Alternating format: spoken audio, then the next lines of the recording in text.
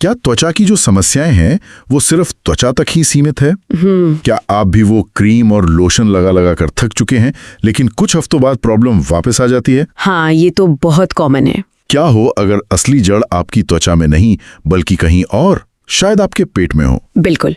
और कभी सोचा है कि स्ट्रेस बढ़ते ही ये खुजली और रैशेस क्यों बढ़ जाते हैं? और सबसे बड़ा सवाल, क्या आयुर्वेद के हजारों साल पुराना ज्ञान और आज की मॉडर्न साइंस के पास क्या मिलकर इसका कोई पक्का इलाज है? आज हम इन्हीं सवालों की गहराई में उतरने वाले हैं। हमारे पास जो रिसर्च है वो एक्जिमा और सोरायसिस जैसी समस्याओं को एक नए नजरिए से देखती है। द गट स्किन एक्सिस, मतलब पेट और त्वचा का वो गहरा कनेक्शन जिसे अक्सर हम नजरअंदाज कर देते हैं। और देखिए, ये सब हम हवा में नहीं कह रहे हैं। ये सारी जानकारी शरत मिश्रा द्वारा बहुत अच्छी तरह से रिसर्च और रिव्यू की गई है, जो एक होलिस्टिक और metabolic health educator, lab diagnostic expert, diet nutritionist और कंसल्टेंट फार्मासिस्ट हैं। बिल्कुल। और इससे पहले कि हम इन समस्याओं के कारणों, जरूरी लैब टेस्ट्स और समाधानों पर विस्तार से बात करें, अगर आपको ये विषय दिलचस्प लग रहा है तो इस चर्चा को लाइक, शेयर और सब्सक्राइब करना ना भूलें। हाँ, और कमेंट्स में अपने विचार भी जरूर बताएं कि आप इस बारे में क्या सोचते हैं। चलिए, ठीक है, तो चलिए इसे खोलते हैं। सबसे पहले, ये गट स्किन एक्सिस क्या है? सुनने में बहुत टेक्निकल लगता है। ये बिल्कुल भी टेक्निकल नहीं है। आयुर्वेद में इसे हजारों सालों से अग्नि, यानी हमारी पाचन शक्ति, अग्नि, हाँ, और आम, मतलब शरीर में जमा हुए टॉक्सिन्स, उससे जोड़ा गया है। मॉडर्न साइंस इसी को इंटेस्टाइनल परमिएबिलिटी, या जिसे हम लीकी गट कहते हैं, वो नाम देती है। Leaky gut? हाँ, जब आंतों की परत कमजोर हो जाती है तो बैक्टीरिया से निकलने वाले लाइपोपॉलीसैकेराइड्स, मतलब LPS जैसे टॉक्सिन्स खून में मिल जाते हैं। अच्छा। और ये पूरे शरीर में एक तरह की सूजन, एक इन्फ्लेमेशन की लहर पैदा कर देता है, जो त्वचा पर एक्जिमा या सोराइसिस के रूप में दिखाई देती है। वाह, मतलब समस्या त्वचा की है ही नहीं, शुरुआत पेट से हो रही है। पर एक सवाल है, अगर जड़ एक ही है तो फिर एक्जिमा और सोराइसिस दोनों एक ही तरह से क्यों नहीं होते? बहुत अच्छा सवाल है। यहीं पर बात और दिलचस्प हो जाती है। दोनों की जड़ भले ही पेट से जुड़ी हो, लेकिन मॉलिक्यूलर लेवल पर, मतलब आणविक स्तर पर, दोनों बहुत अलग हैं। कैसे? जैसे सोराइसिस में त्वचा की कोशिकाएं बहुत तेजी से बनने लगती हैं। इसे केराटिनोसाइट हाइपर प्रोलिफरेशन कहते हैं। ओके। इसका जो मास्टर स्विच है वो IL-23 IL-17 एक्सिस नाम का एक इम्यून पाथवे है, वो हाइपर एक्टिव हो जाता है। अच्छा। और एक्जिमा में कहानी दूसरी है। उसमें त्वचा का जो सुरक्षा कवच है, स्किन बैरियर, वो कमजोर होता है। इसका मुख्य कारण अक्सर फिलाग्रिन नाम के एक प्रोटीन की कमी होती है। फिलाग्रिन? हाँ, इससे त्वचा की नमी चली जाती है और एलर्जी करने वाले तत्व वो आसानी से अंदर घुस जाते हैं। तो मॉडर्न साइंस ने तो समस्या को पहचान लिया, अब आयुर्वेद इसमें कहाँ फिट होता है? देखिए, आयुर्वेदिक जड़ी बूटियां असल में बायो एक्टिव सिग्नलिंग मॉलिक्यूल्स हैं, मतलब वो खराब हुए पाथवे को जाकर ठीक करने का काम करती हैं। कोई उदाहरण? जैसे हल्दी में होता है क्यूक्यूमिन। ये सोराइसिस के लिए जिम्मेदार IL-17 पाथवे को ब्लॉक करती है, लेकिन इसकी असली ताकत है पाइपरीन के साथ। पाइपरीन यानी काली मिर्च का सत्व? बिल्कुल। पाइपरीन इसके अब्जॉर्प्शन को, मतलब इसके अवशोषण को 2000% तक बढ़ा देता है। 2000%? ये तो कमाल का आंकड़ा है। हाँ।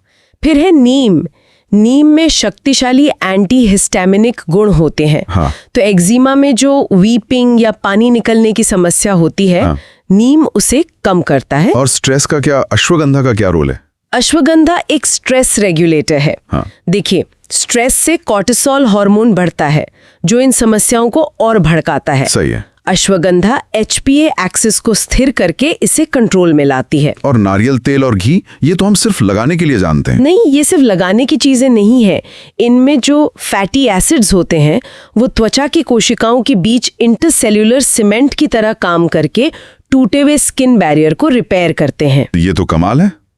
तो अगर किसी को इसे अमल में लाना हो तो इसका कोई एक्शन प्लान है? हाँ, रिसर्च एक 4 हफ्तों के बायोकेमिकल रीसेट प्रोटोकॉल की बात करती है। 4 हफ्ते? ठीक है। हाँ। पहले 1 से 2 हफ्ते सिस्टमिक क्लियरेंस पर फोकस होता है, मतलब शरीर की अंदरूनी सूजन कम करना। वो कैसे? इसमें हल्दी और नीम के सप्लीमेंट्स के साथ डाइट से चीनी, डेयरी और ग्लूटेन जैसी सूजन बढ़ाने वाली चीजें हटाई जाती हैं और साथ में घुलनशील फाइबर बढ़ाया जाता है। ठीक है। और उसके बाद? अगले 3 से 4 हफ्ते बैरियर रिपेयर पर जोर होता है। अब त्वचा के बाहरी बैरियर को ठीक करना है और स्ट्रेस को मैनेज करना है। अच्छा। तो इसमें नहाने के तुरंत बाद नारियल और नीम तेल का मिश्रण लगाना और रात में अश्वगंधा लेना ताकि स्ट्रेस हार्मोन कॉर्टिसोल कंट्रोल में रहे। और ये कैसे पता चलेगा कि ये सब काम कर रहा है? सिर्फ त्वचा को देखकर या कोई और तरीका भी है? यहीं पे लैब टेस्ट्स या बायोमार्कर काम आते हैं।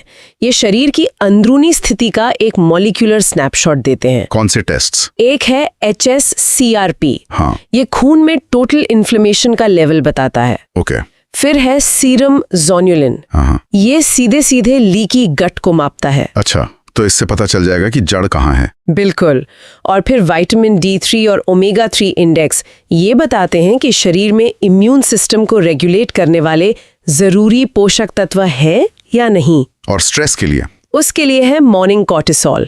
ये अश्वगंधा के असर को मापता है कि स्ट्रेस हार्मोन कम हुआ या नहीं। तो इसका कुल मतलब क्या हुआ? ये सिर्फ जड़ी बूटियां या डाइट का खेल नहीं है, ये तो पूरी बॉडी की एक तरह से री इंजीनियरिंग है। आपने बिल्कुल सही समझा। इसका सार यही है।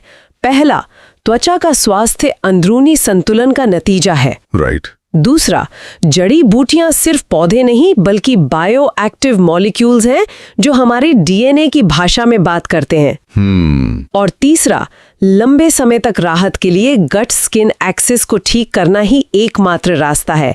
मॉडर्न दवाएं लक्षणों को तेजी से दबाती हैं, लेकिन ये इंटीग्रेटेड अप्रोच समस्या की जड़ पर, उसकी इटियोलॉजी पर काम करती है। तो ये जड़ से इलाज है। यहाँ एक और दिलचस्प बात है। हमने पेट और त्वचा के कनेक्शन की बात की। हाँ। लेकिन एक और कनेक्शन है, गट स्किन ब्रेन एक्सिस। रिसर्च में एटोपिक मार्च का जिक्र है। मतलब त्वचा की समस्याओं का धीरे धीरे सांस की समस्याओं में बदल जाना। क्या मतलब? जैसे अस्थमा? हाँ बिल्कुल। ये एक जरूरी सवाल खड़ा करता है जिस पर हमें सोचने की जरूरत है। अगर त्वचा की समस्या को सिर्फ एक सतही मुद्दा मानकर नजरअंदाज किया जाए तो क्या हम अनजाने में शरीर में किसी और बड़ी प्रणालीगत मतलब सिस्टेमिक समस्या के दरवाजे खोल रहे हैं?